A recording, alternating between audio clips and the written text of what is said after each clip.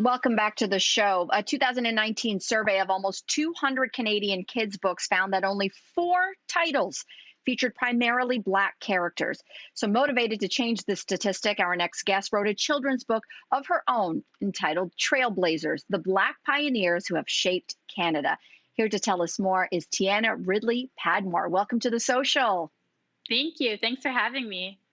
Tiyahna, I found this really interesting because I think most people assume that in order to get a book published, you go through a publisher, but you turned to Kickstarter instead. How come?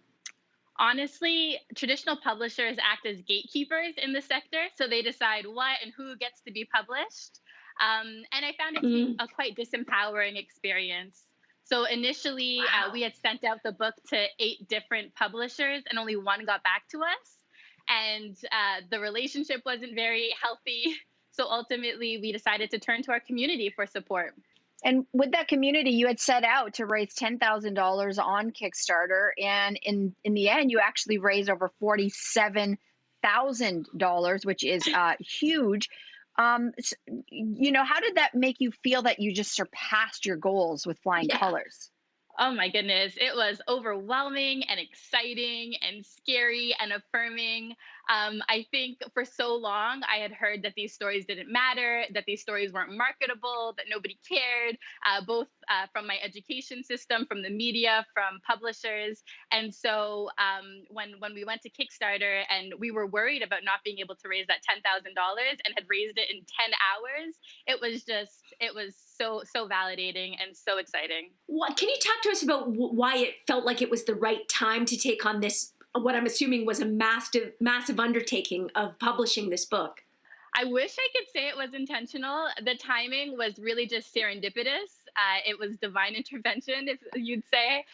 So I had started writing the book about 4 years ago, and I was writing it casually on the weekends as a passion project. I was doing it simultaneously while completing my master's degree and working full time. So it was really quite casual. And it just so Whoa. happened that at the same time that we launched, a huge global conversation about race and racism was taking place at the same time, and it Hmm. just worked out.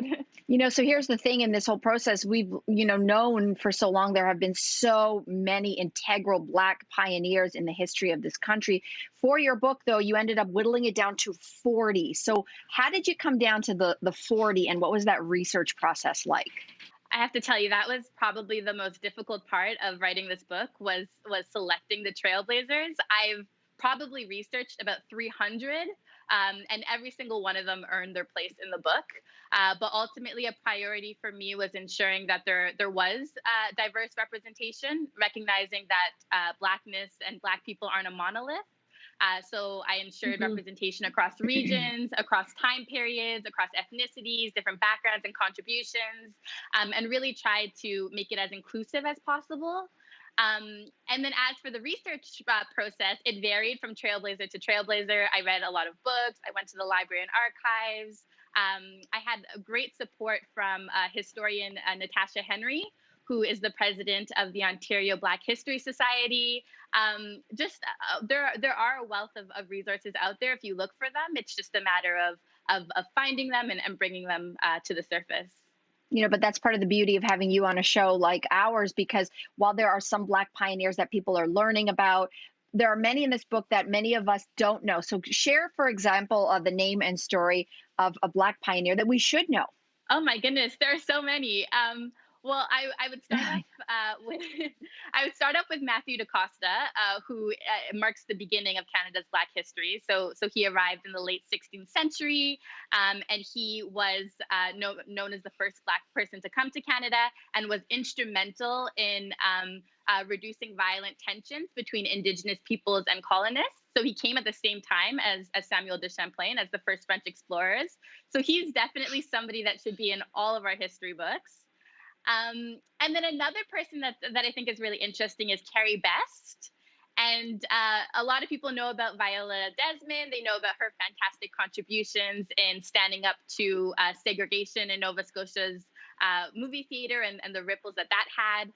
But Carrie Best had actually attended the same movie theater as Viola Desmond several years prior and had the same experience happen to her.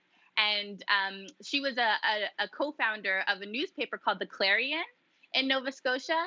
And so when Viola Desmond was arrested for sitting in the wrong section of the movie theater, Carrie Best was able to bring a lot of light and attention to Viola Desmond through her newspaper. She was able to raise funds and awareness.